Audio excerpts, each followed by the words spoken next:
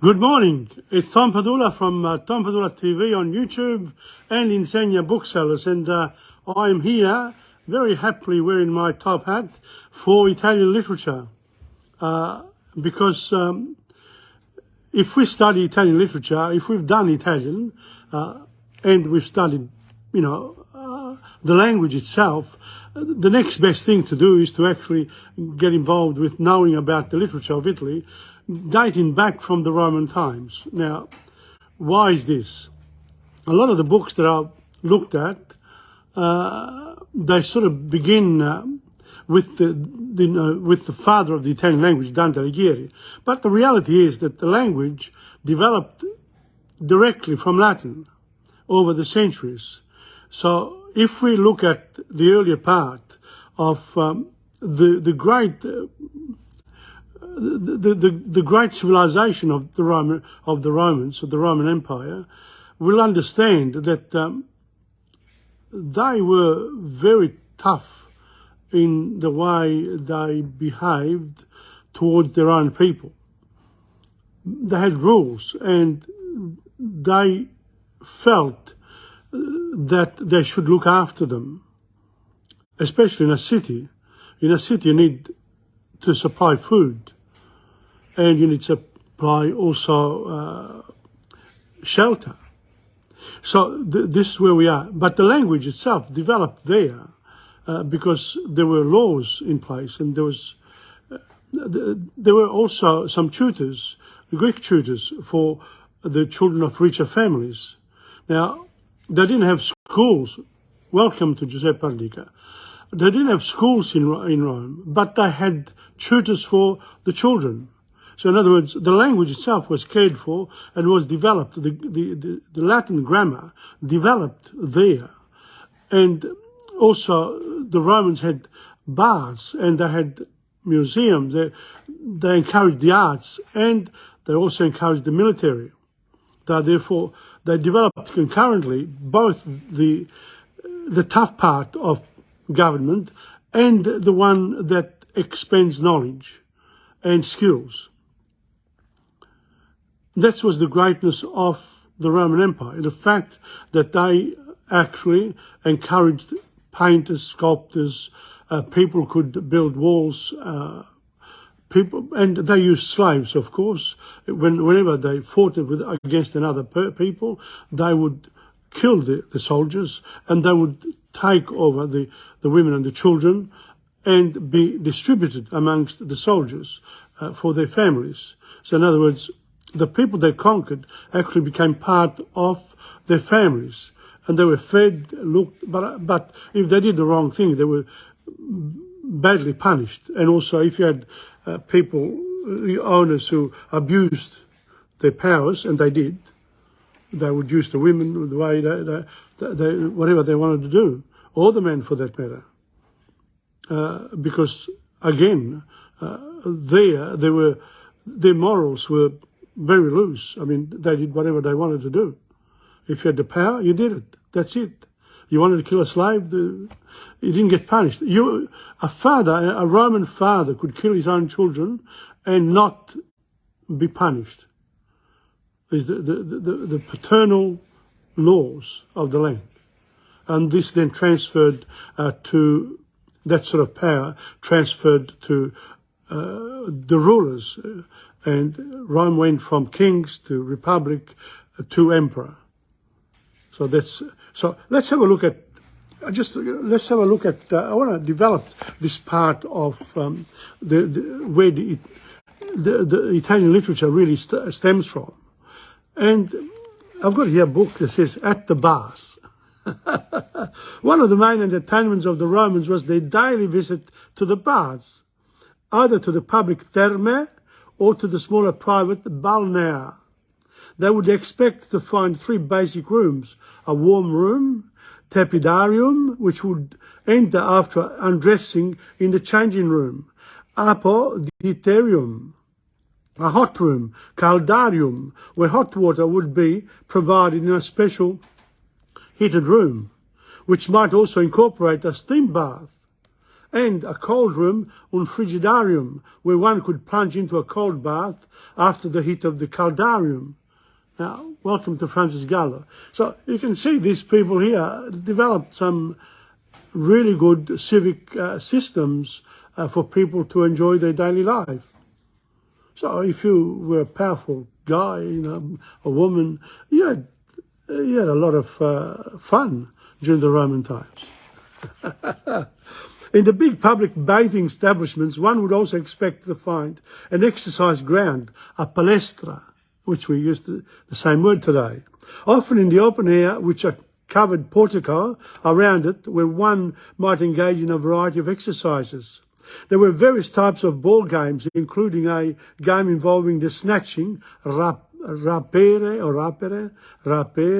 of a heavy ball, harpastum, and trigon, a throwing and catching game played by 3 people with a ball called trigon from the name of the game. Whatever.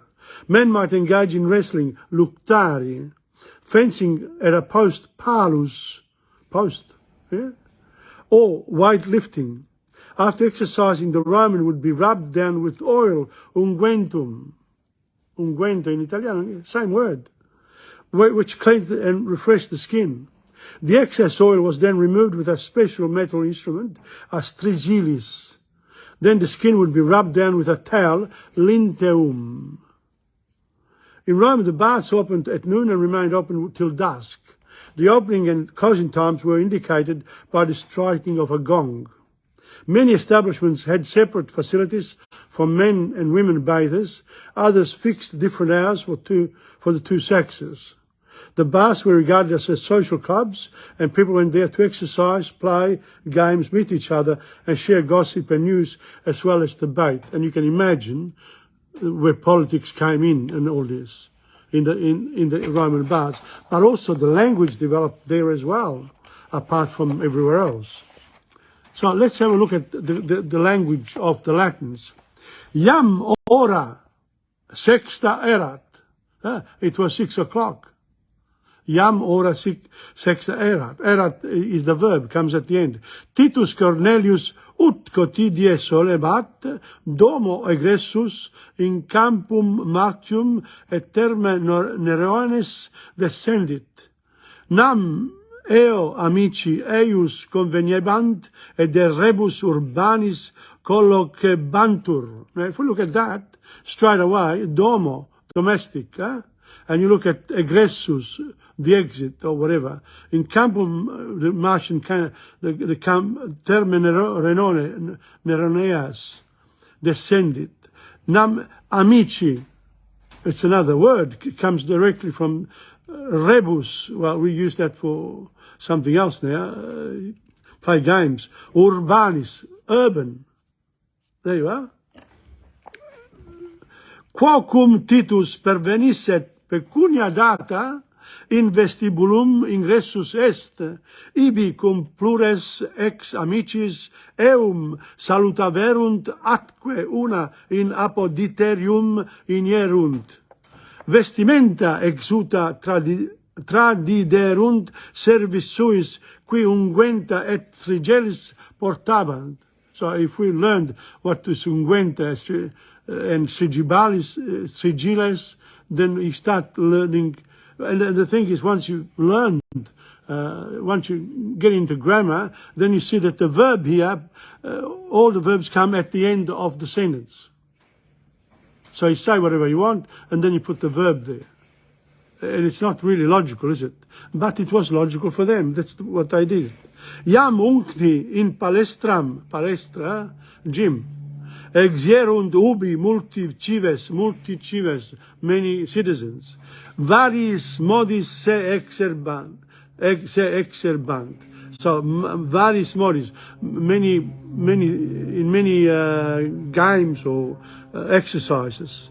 Ali arpastum rapiebant, ali trigone ludebant, ali luctabantur, ali palum gladio petebant. Titus cum duobus amicis trigone ludebat, cum satis eita exquiscent a servis plus unguenti poposserunt estrigilibus deficti sunt, mox tepidarium deinde caldarium inierunt, icum calorem e vaporem vix pati possent, aud multum morabantur, cum in tepidarium regressi essent, stati minde frigidarium intraverunt et in aquam frigidam disfluerunt, postea linteis tersi vestimenta rus induerunt. I actually understood quite a bit of that because, because of the notes that I had before, and what they, this particular book presents the Roman way of life, and then they go into the language. But I'm interested in the language, in the actual words that are being written here. And, you can see that somebody goes into the bath, leaves home, gets there, gets into the beginning of the bath, he gets changed, he goes into the caldarium, in a hot, cold spa, etc., etc. Exercises, whatever. Netum quidem domum discesserunt, sed vino sumpto, inter secolocico, I think it's ceperunt, titum cum ille semper videretur omnia audivisse et vidisse de rebus urbanis omnes rogabant. So they got together with wine and they had a good chat. Maxime enim cubiebant cognoscere quid in senatu ageratur, quid a principe contra incendia factum esset, qui homines preclari iam in urbe adessent. So if you study that, and these were copied then they were copied by the priests. Now, one of the main ones, and there's more, but I'm not going to read anymore. Okay, that's enough for this one here. There's this one here now. This is one of the great Roman authors, Marcus Tullius Cicero.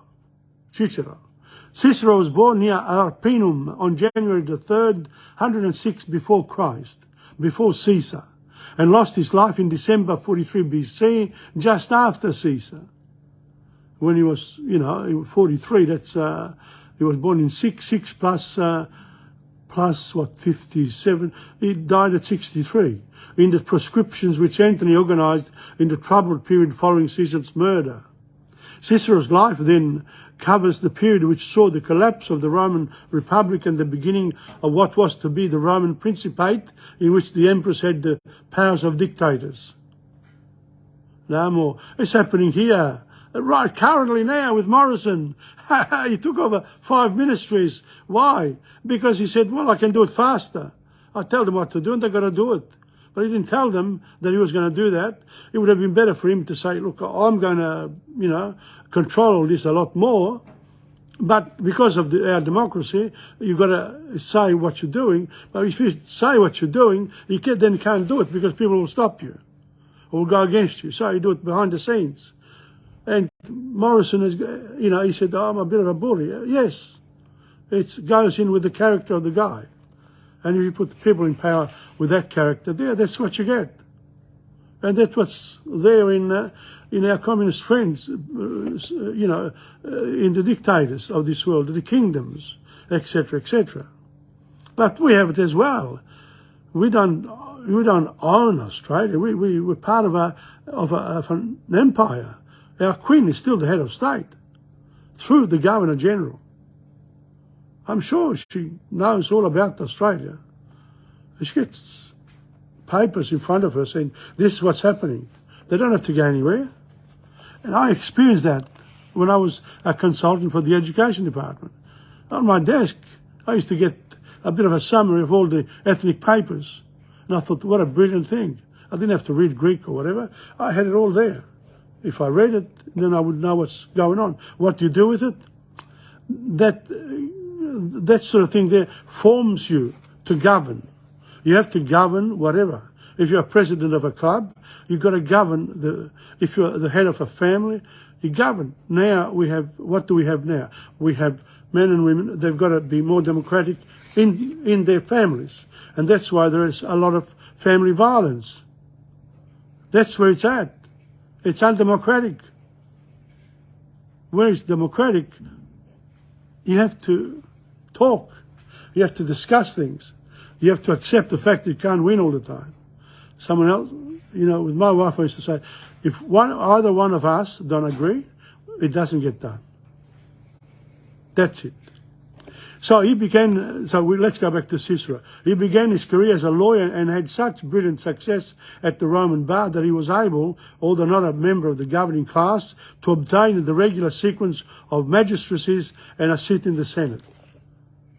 Even though he was rich, he was intellectually rich. And therefore Cicero was... I'm going to read you more about it. I want to go to... I've got this book here which says first and second speeches against Catiline. Catiline was a bit of a rogue. And so this is the way Cicero started.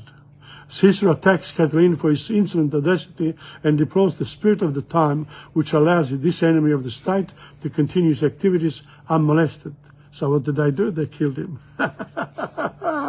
You do it to people and people react. And we had another example of this in Russia. The poor girl, but she just happened to be the daughter of the president.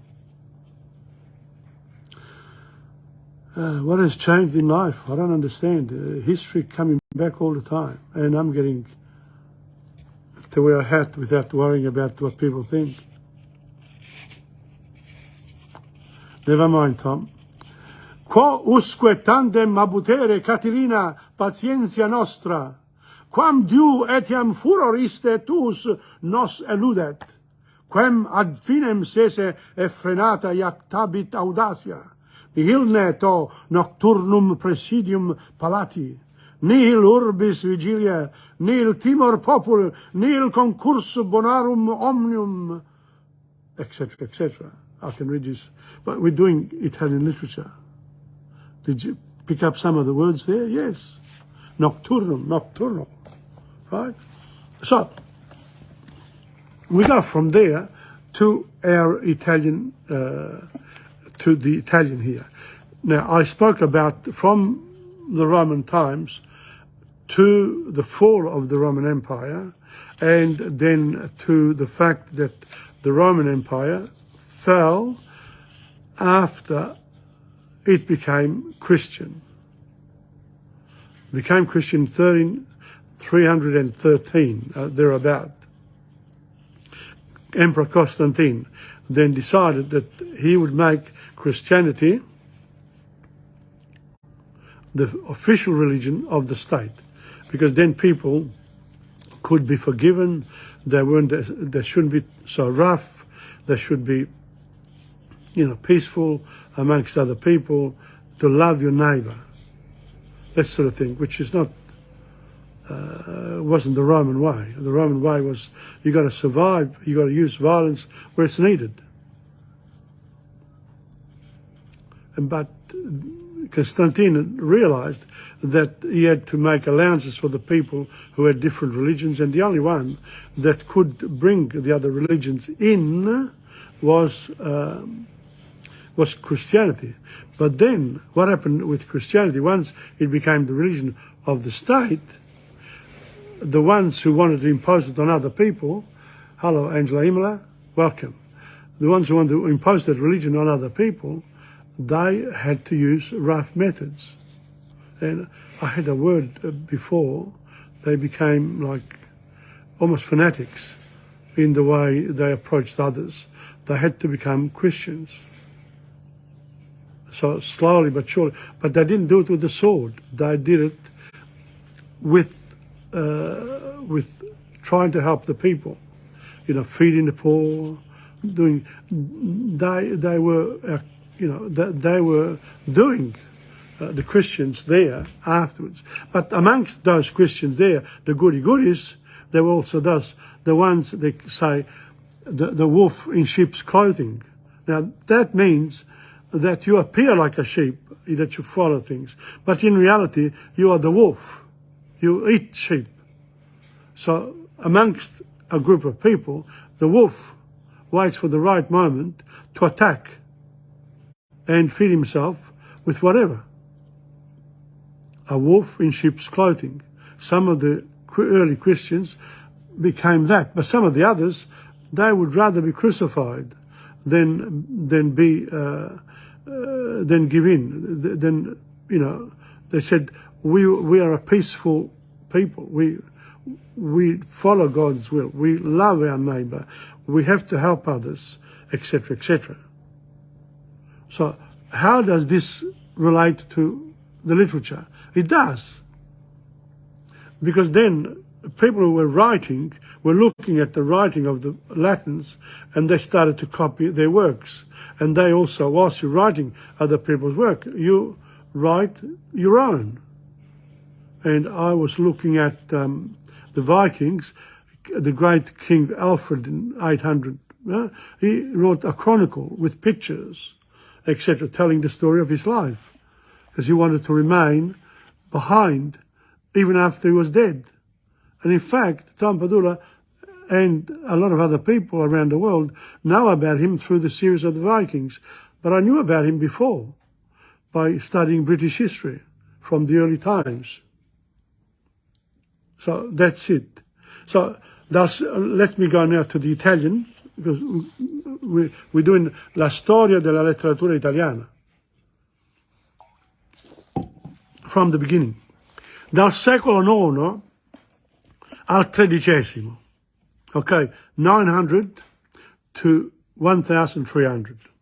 A partire dal 1000, from the year 1000, si nota un intenso rifiorire della cultura in connessione col sorgere dei comuni con la monarchia normanna e la prima crociata.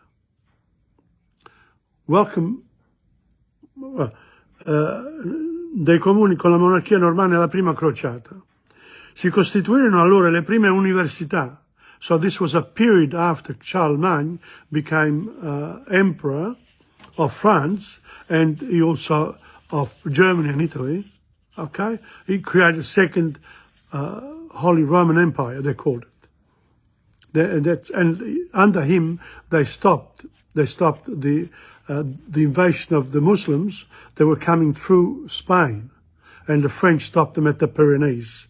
But in Spain, then the Muslims and the Jews and the Christians lived quite peacefully for the next 300 or 400 years until then the Christian kings of Spain threw them out.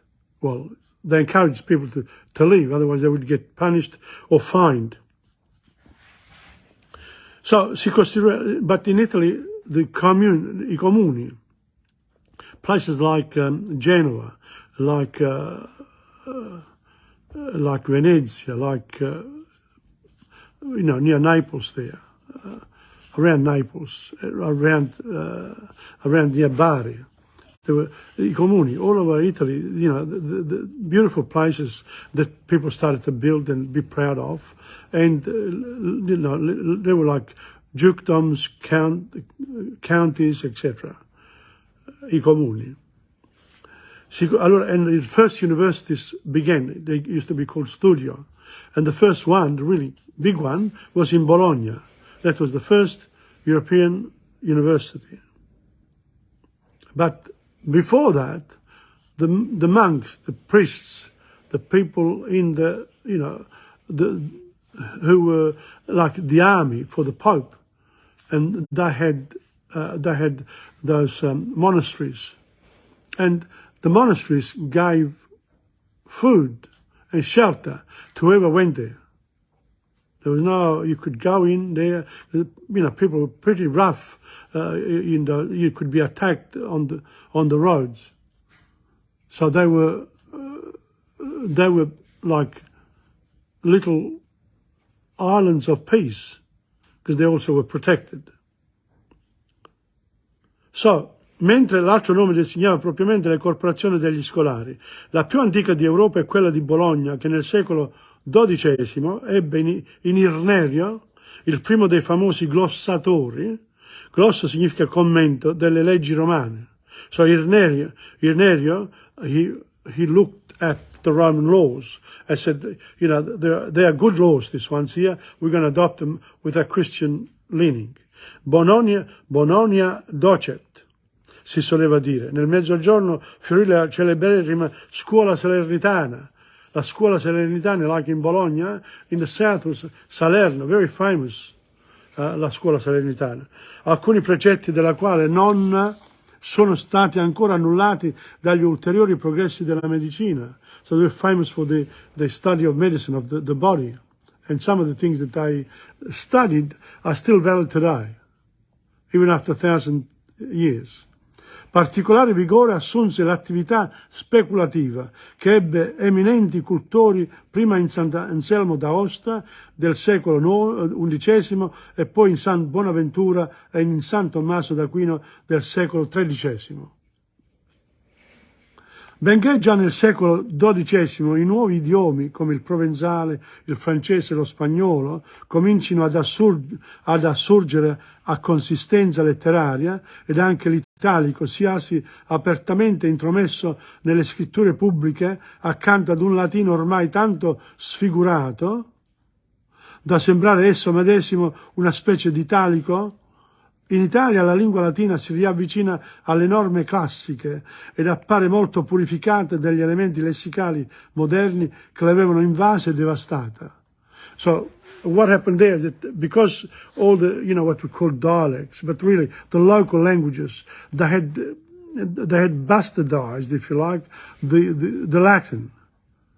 And because there were no schools and no intellectuals, no one was putting the use of this language together. You have to impose a language. Italian is an imposed language by the state in Italy. Otherwise, the people from Sicily wouldn't understand the people from Veneto or Milanese. But why should you get rid of one language? That's what, you know, when we came to Australia, one of the phrases I remember clearly, you have to learn English. Forget about Italian.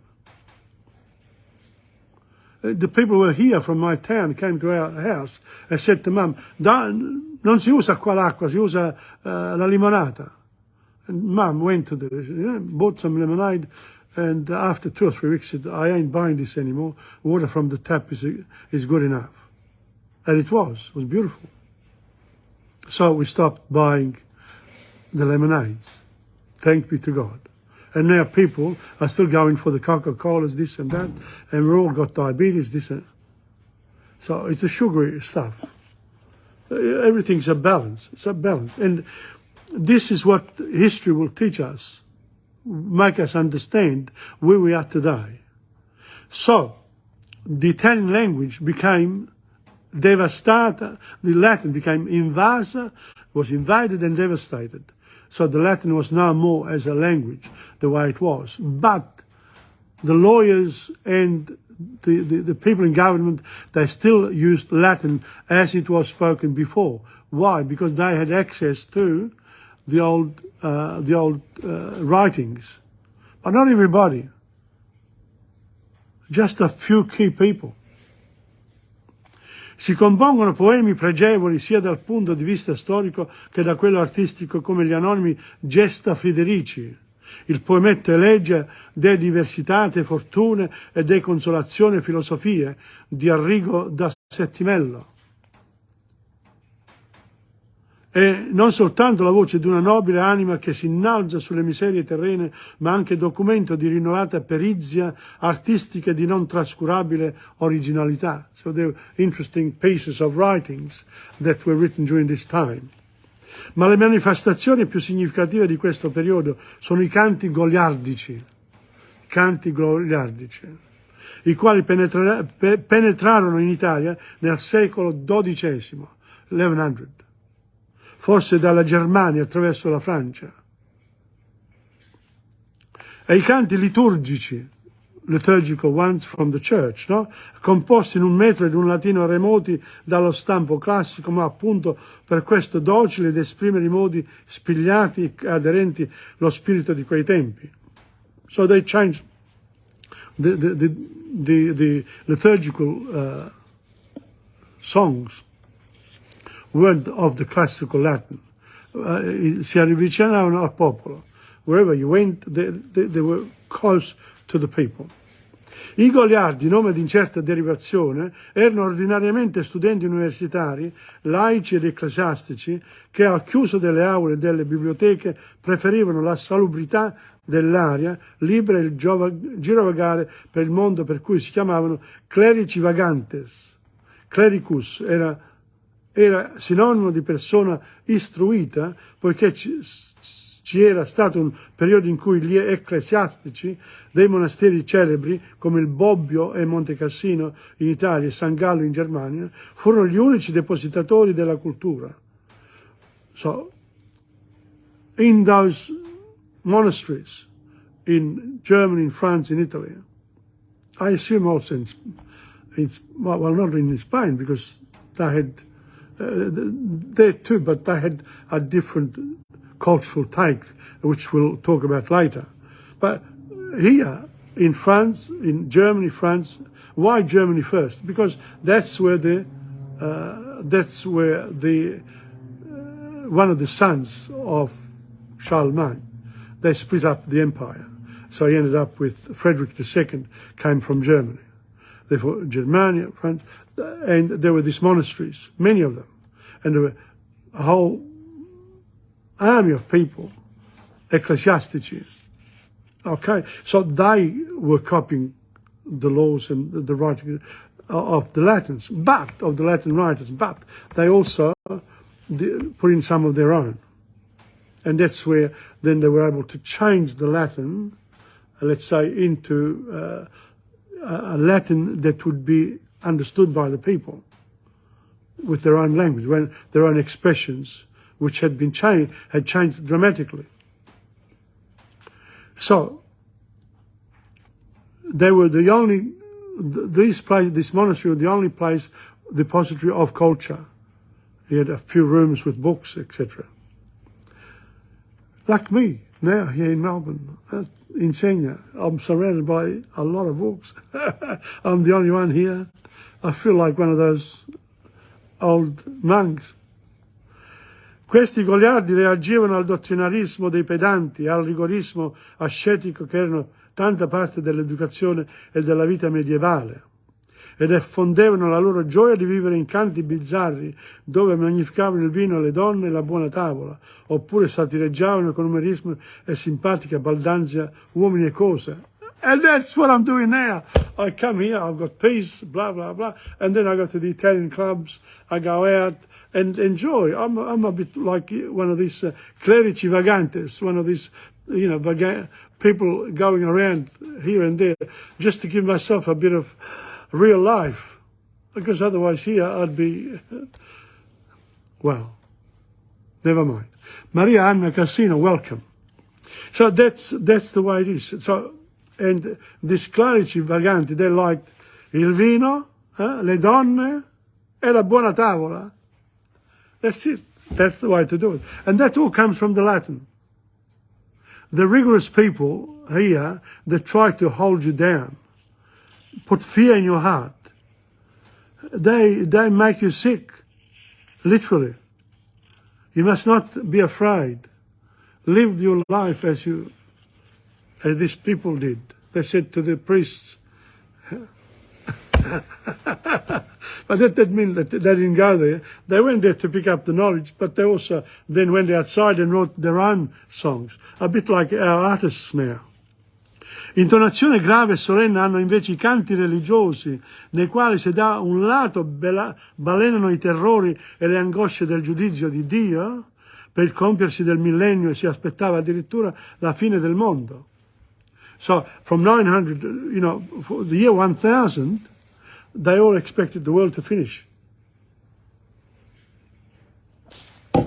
We had the same thing here when we changed from 1900 to 2000. All these fears, the new century. And the next day was the same as before. Welcome to Curtis L. Tolman. Dall'altro si traduce in alte meditazioni il mistero soprannaturale ed in fervidi voli di amore la gratitudine verso Gesù e Maria.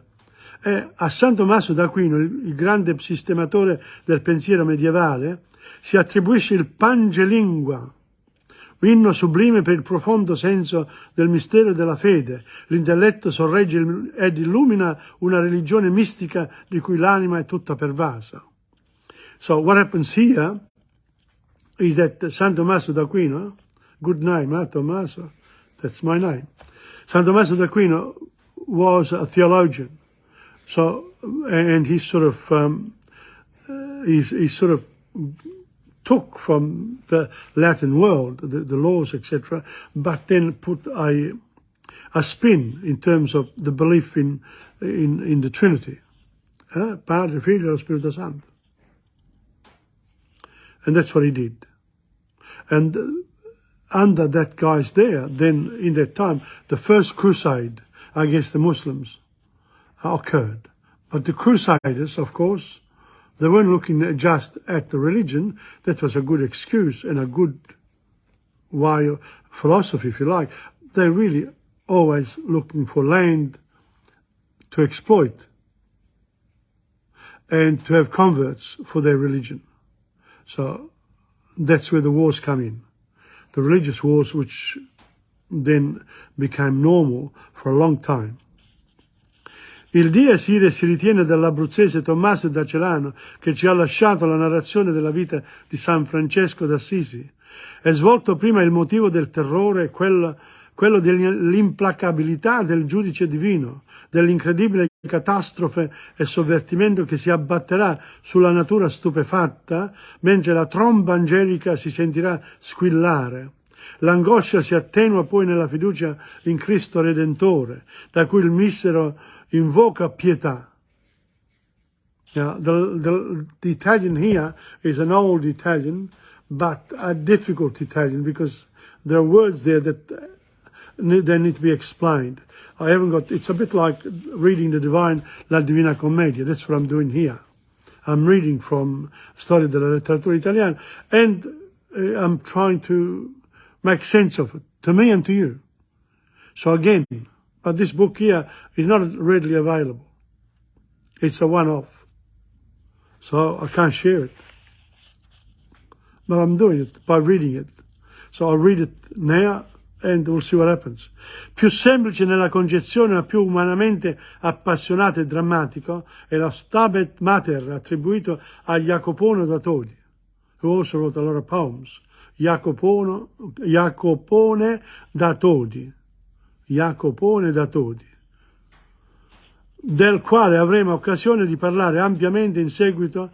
Le prime strofe sono dedicate all'indicibile dolore della Madonna ai piedi della croce, dolore materno, quindi il poeta si rivolge direttamente a Maria e la prega di accettarlo partecipe del suo dolore, poiché egli vuole rivivere la tragedia del Golgota.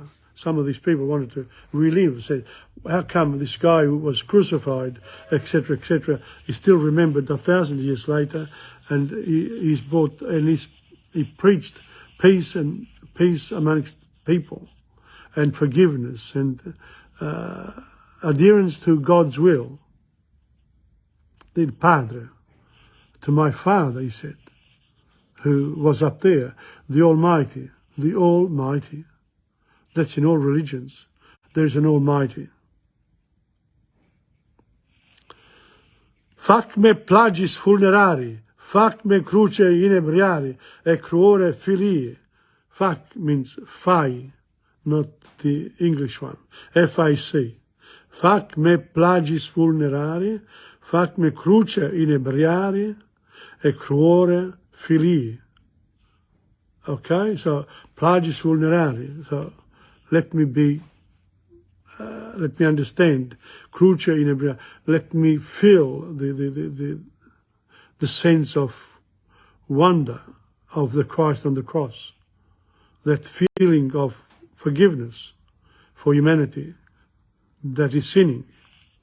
E qui troviamo quello struggimento mistico, it's a mystical experience, quell'ebbrezza della croce e del sangue divino, che ricomparirà per esempio in San Caterina da Siena, another one. The mystical, like with St. Francis of Assisi, San Caterina da Siena was for the women, another St. Francis of Assisi. Il poeta prega infine Maria di intercedere in suo favore nel giorno del giudizio. And that's what Dante does, intercedere. That Virgilio says, the Madonna sends, bring him through here to Paris. When I meet this guy, he's going to talk about the other world, the other life, after we're gone. Ma queste poesie sono del secolo XIII. XIII is the 1200, 1200-1299, il XIII secolo, quando la lingua italica già si prestava meglio di quella latina ad esprimere l'anima della civiltà nuova ormai abbastanza matura. So by that time the communes were there, etc., etc. There's trade, Florence, there's a lot happening. And they were fighting amongst themselves for preeminence, like what people do today amongst companies. Some companies fight the others. The smart thing to do is to work together. But so here we go. How are we going for time? I've had non-stop, 12:05. It's good. So that's it for this week. For this, so the first half hour of this, it's always going to be the Latin, and the next chapter next week will be Origine delle lingue neolatine. Le lingue neolatine, alcune differenze tra la lingua italiana e la latina, i più antichi documenti del volgare italico, etc. I will go from there. And I'll read it and explain it in English, but you have to put up with the Italian because it's an Italian that is very, high up. Before I go to the next one, I'm going to spoil myself. Here we go. Parlami d'amore, Mario. Yeah, we go. Okay? You can sing along. Come sei bella, più bella, stasera Mario, splende un sorriso di stella negli occhi tuoi blu, anche se avverso il destino domani sarà, oggi ti sono vicino, perché sospirar, non pensar. Parlami d'amore, Mario, tutta la mia vita sei tu, gli occhi tuoi belli brillano, fiamme di sogno scintillano, dimmi che illusione non è, dimmi che sei tutta per me. Qui sul tuo cuore non soffro più, parlami d'amore, Mario. So che una bella e maliarda sirena sei tu, so che si perde chi guarda quegli occhi tuoi blu. Ma che importa se il mondo si burla di me? Meglio nel gorgo profondo, ma sempre con te, sì con te. Parlami d'amore, Mario, tutta la mia vita sei tu, gli occhi tuoi belli brillano, fiamme di sogno scintillano. Dimmi che illusione non è, dimmi che sei tutta per me. Qui sul tuo cuore non soffro più, parlami d'amore, Mario. Now, I did it in a way that you could say the words, no? And it's a beautiful song, even sung on its own. When you're learning Italian, important to sing these songs because you're on your own here in Melbourne, and it's hard to speak in Italian to somebody. You have to fill your brain with the words and the structures of the language in order for you to eventually be able to speak fluently like I do the Italian. You remember? On this side here we speak English, da questa parte parliamo in italiano, e si può parlare anche mandurese. So you can go to the local language as well, or French or Spanish, whatever. It's the same thing. So the singing part is one great activity to do if you're learning Italian. And now we're going to go to Speak, Parla, Speak, okay? All right, this one here. Again, if you come and see me, not many people are coming, but never mind, as long as you're learning Italian, that's the main thing. È ora della lettura. Time for reading. Ok? Facciamo un po' di lettura. Leggiamo a pagina 9. Aprite a pagina 20. Voltate, girate la pagina. Guardate l'indice. Avete voglia di leggere? Leggete per conto vostro, ognuno per conto suo. Leggi più piano, forte, a voce bassa, a voce alta. Continua a leggere. Leggiamo a turno. A chi tocca? Tocca a me, tocca a te, tocca a lui. Tocca a Caterina. Avanti il prossimo. Aspetta il tuo turno. Ripetete assieme. Ripeti quello che dico io, uno alla volta, una fila alla volta. Now, you listen to that? Now let's go. I'll show you. Here we go. Facciamo un po' di lettura, see? Let's read a little. Leggiamo a pagina 9. Let's read page 9. Aprite a pagina 20, okay? Open at page 20. Girate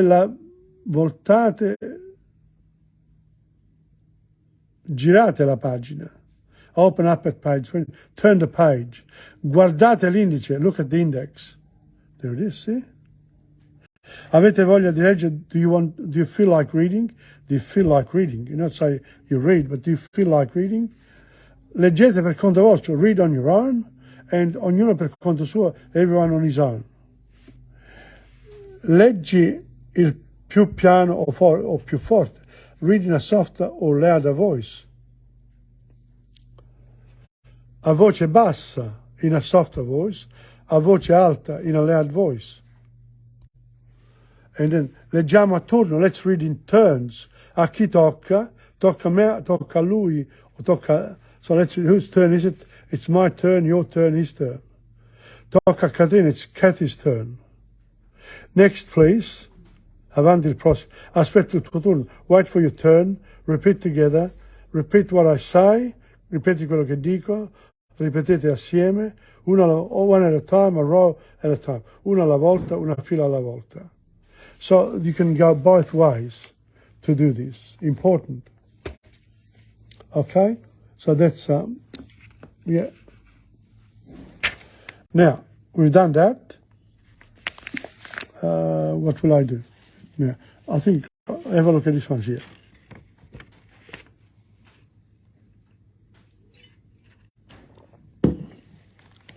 Right? Su, tutti assieme. Un'altra volta. Cosa vuol dire questa parola? Vuol dire, leggete 2 capitoli per compito. Cosa ti piace leggere? Leggo tanti romanzi e riviste e giornali, imparate a memoria la poesia. Questo libro è scaduto, riportalo in biblioteca, scambiatevi libri, ecco l'angolo della lettura, leggi in perfetto silenzio, smetti di leggere adesso. Vi do un'ora di tempo libero, potete leggere quello che vi piace, a me piacciono i fumetti, fa le parole incrociate. Quando è un libro di indovinelli, Questo è un libro di indovinelli. Vuoi fare giochi di quiz? Dovete appaiarvi. Dovete appaiarvi. Mettetevi a due. Ecco la pagina del buon umore. Vi piacciono le barzellette e le vignette? Racconti una barzelletta, deve essere pulita e divertente, non barzellette sporche. Sai qual è la parola più lunga? Precipitevolissimevolmente. Ok, so have a look at this. Su tutti insieme, come on, all together. Un'altra volta, another time. Cosa vuol dire questa? What does that mean? Well, it means read 2 chapters for homework. What do you like reading? I read many novels and magazines and newspapers. Learn the poem by heart. So I'm doing this because then you can put the English. This book is overdue. Take it back to the library. Exchange books. Here is the reading corner. Read in perfect silence. Stop reading now. The book is overdue. Take it back to the library. Exchange books. Here is the reading corner. Read in perfect silence. Stop reading now. Okay, because I can't read both like this. It's too far away for you. If I go there, I can't go here. Okay, so but that's why, you need to do this over and over again. I'll give you an hour of free time. You can read what you like. I like comics, do crosswords. This book has riddles. You want to be quiet. Do you want to be quiet? Do you want to do quiz games? You must pair off from pairs. This is the page with jokes. Do you like jokes and cartoons? Tell me a joke. It must be clean and funny, not dirty jokes. Do you know the longest word? Super fast. Precipitevamente means super fast. So that's it. Look, I think you should get the book. If you want to read this, come and see me. Okay? And if you want to teach, good book to teach from as well. Okay, so that's that. Now, of course, after this, what do you need? Huh? You need another song. Now, this one here is a really interesting one because, and the writing is very small. So I'm just going to sing it to you. It's called Viper. Ella portava un braccialetto strano, una vipera d'oro attorcigliata, che viscida parea sotto la mano, viscida e viva quando l'ho toccata. Quand'ella abbandonavasi, fremendo sul mio seno, parea schizzasse tutto il suo veleno. Vipera, vipera, sul braccio di colei, qu'oggi distrugge tutti i sogni miei. Sembravi un simbolo, l'atroce simbolo della sua malvagità. Mamma che quando sogna il vero, ha sognato di me la notte scorsa, m'ha visto per un ripido sentiero, presso una mala vipera era corsa, e s'è svegliata pallida, gridando per terrore, la vipera m'avea già morso il cuore. Vipera, vipera, sul braccio di colei, qu'oggi distrugge tutti i sogni miei. Sembravi un simbolo, l'atroce simbolo della sua malvagità. Per non amarla più vuol andar lontano, ma lontano non posso rimanere. E vuoi il suo bacio che mi rende insano, la sua perfidia che mi fa piacere. E quando mi divincolo, ribelle a questo amore, qualcosa mi si annoda in fondo al cuore. Vipera, vipera, sei tu colei, che ho già distrutto tutti i sogni miei. Era il tuo simbolo, l'atroce simbolo della tua malvagità. It's a beautiful song, honestly. Viper, Vipera. Look it up.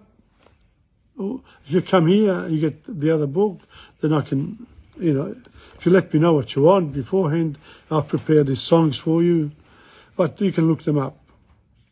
The word is to look up is vipera, viper.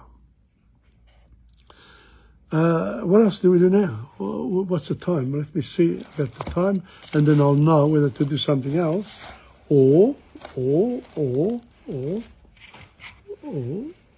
do another song. 12:19. I think I can fit something else in. How about some adjectives? So, would you like to do adjectives today? Let's do some adjectives. Okay. Disabitato, pulito, sporco, vuoto, piccolo,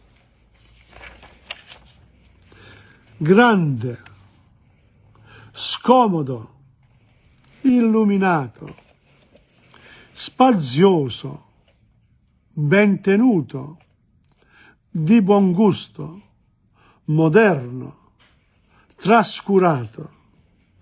Now what you can do with that, you can write them down like I do a dictation, okay? So we'll go to the next one, and again we'll do the adjectives. Let's have another drink. Okay. Affettuoso, fedele, educato, onesto, scortese, saggio, gentile, sensibile, buono, bravo, simpatico, cattivo, solo, divertente. What is that? Doing the adjectives like this. Okay. Let's do this. Don't worry about the repetition. It's part of this reading. Alto, basso, piccolo, tarchiato, grasso, magro, giovane, vecchio, calvo, zoppo, mancino, pigro, stanco, pallido. I'll do one more, and then we'll do another song, and then we'll take it from there. All right, let's do, because these are adjectives too, the colors. Okay? Bianco, grigio, nero, marrone, verde, celeste, blu, rosso, rosa, arancione, giallo, chiaro, scuro. That's it for now. Okay, then I'll keep going if I got more time. And now there's another song called Montagne Verdi by Marcella. Montagne Verdi. Again, you can look it up. The words to the lyrics as well. Montagne Verde. Verdi. Montagne Verdi. Verdi, of course, is a color. Green. Green mountains. Okay? Montagne Verdi. Mi ricordo montagne verdi e le corse d'una bambina, con l'amico mio più sincero, un coniglio dal muso nero. Poi un giorno mi prese il treno, l'erba, il prato e quello che era mio scomparivano piano piano e piangendo parlai con Dio. Quante volte ho cercato il sole, quante volte ho mangiato sale. La città aveva 1000 sguardi, io sognavo montagne verdi. Il mio destino è di stare accanto a te. Con te vicino più paura non avrò, e un po' bambina tornerò. Mi ricordo montagne verdi quella sera negli occhi tuoi, quando hai detto si è fatto tardi, ma t'accompagno se tu vuoi, nella nebbia le tue parole, la tua storia e la mia storia. Poi nel buio, senza parlare, ho dormito con te sul cuore. Io ti amo, mio grande amore, io ti amo, mio primo amore. Quante volte ho cercato il sole, quante volte ho cercato il sole. La la la la la la la la la la la la la la la la. Il mio destino è di stare accanto a te, con te vicino, più paura non avrò, e un po' bambina tornerò. Montagne verdi nei tuoi occhi rivedrò. That's it, with Montagne Verdi. And there's another one here called La Mazurka della Nonna, and I think we've got enough time to do a bit more of the adjectives. No, not really, but just one more with the adjectives, just to break it up, huh?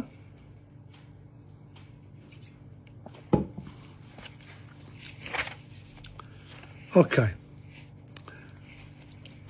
Versatile, studioso, intelligente, attento, ordinato, vivace, pigro, ozioso, metodico, sbadato.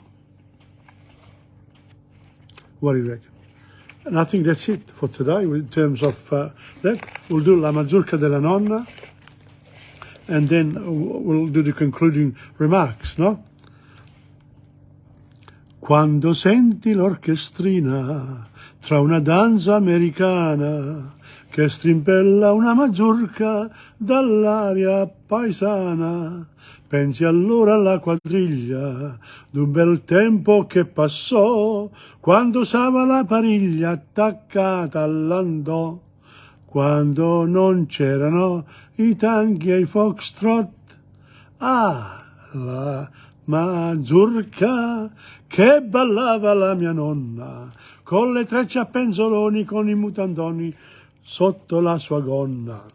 Quando mio nonno, per baciare la sua mano, non usava la scaletta ma la bicicletta fino al primo piano, i giovincelli di 20 anni o poco più, come eran belli coi baffoni per l'insù. Ah, la mazurka d'un bel tempo assai lontano, quando prima di sposarsi stavano a guardarsi con le mani in mano. Or si balla la carioca, il sassofono rimbomba, ma mio nonno suona ancora il grammofono a tromba. Pensai me con nostalgia all'antica gioventù, quando allora ogni Maria non era Mario, com'era bello quel tempo che fu. Ah, la mazurka che ballava la mia nonna, con le trecce a penzoloni e con i mutandoni sotto la sua gonna. Quando mio nonno, per baciare la sua mano, non usava la scaletta ma la bicicletta fino al primo piano, e i giovincelli di 20 anni o poco più, come eran belli coi baffoni per l'insù. La mazurka d'un bel tempo assai lontano, quando prima di sposarsi stavano a guardarsi con le mani in mano. Welcome to Assunta Lombardi. Hope you enjoyed that one. And now, now is the, let me see. We've got a couple of minutes. We can talk about what's coming now. Yes, I've worked pretty hard today, really. But now I just want to remind you that tomorrow I will be at the University of the Third Age there in Porwin teaching French. Okay, and as of next term, I will add Italian straight afterwards. So if you want to learn Italian or you want to be with me there in the class, after the 5th of September, you'll be able to enroll. You can ring them up, University of the Third Age in Dipteen, and you can enroll and become a member. Have some fun. Nice place, really nice place. The other thing too, and we've had difficulties getting some people to come to Federazione Lucana on the last Sunday of each month, which is next week, the 28th. Because did I say today what day it was? No, I didn't say it. Today is the 23rd of August, 2022. And, it's lesson number 42. And lesson 41 to 42, letteratura italiana, where the language comes from, and la letteratura. I'm going to develop it as we go along. It's a quite interesting one. I came across a few books, etc., and I said I would not neglect la pratica, la grammatica, and I'll be flexible about it like I've done today. I've enjoyed it today because I feel I'm a bit more free in the way I can develop the lesson as we go along. Okay, so expect that from me. The other thing too, I wanted to remind you that if you ring me and you say, look, I'm interested in coming to an activity at Il Carretto, you can order a pizza or whatever. But the main thing there is to get a group of people who would be part of a choral improviso. It's a choral improviso activity. So in other words, you can come there, we can have some fun. And the time given to me by the restaurant is 3 o'clock on a Wednesday till 4:30 on a Wednesday. Of course, you can stay longer, but I will do my program there of fun and games, or of singing and talking, etc. And da cosa nasce cosa è il tempo la guerra. So if you come and you actually want to be part of this, I just need about 10 people, really. I don't need many. Because by the time Angela and Angela in spirit and Dora in live, and her son Reno, because they're both, one is mandolin player and the other one is a very good singer and knows the tamburello, he's a drummer, very good, and he knows his music. So, by the time a few people come, we should be able to make up the 10 people. But the restaurant, you can have 20, 30, 40. It can become a monthly activity there as well. Middle of the month, we'll see what happens. But as all these things are to do with people wanting to do Italian culture and Italian language. Now, a lot of people say they want to do it, but, it requires a lot of effort on your part. Me, it's easy for me because I'm committed to it. I'm one of those, Christians of religion way back where I'll be there regardless, whether there are people there or not. I continue my activities because I love what I'm doing. And that's why I don't work. And I hope you enjoy it, my non-work. What else is there? That's it for today. Thank you very much for coming on, to those people who have, and to those people who will come. This is Tom Padula from TomPadulaTV on YouTube and Insegna Booksellers. Ok? Ciao, alla prossima.